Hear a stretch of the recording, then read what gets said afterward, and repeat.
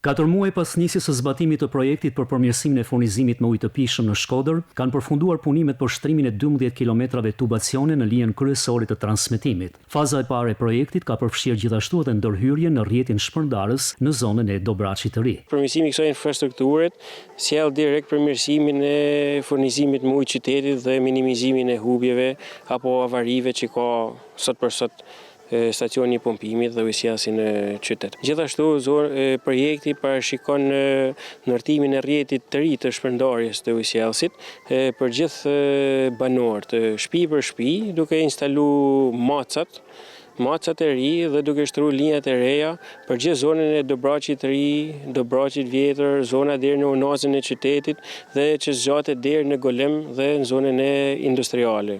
Ky investim pritet të zgjidhë problemin e furnizimit me ujë në zonat informale të pjesës veriore të qytetit dhe të përmirësojë ndjeshëm situatën për rreth 2200 familje. Projekti me një vlerë prej 9.2 milion euro financohet kryesisht nga Banka Gjermane për Zhvillim dhe parashikohet të përfundojë gjatë verës së vitit të ardhshëm.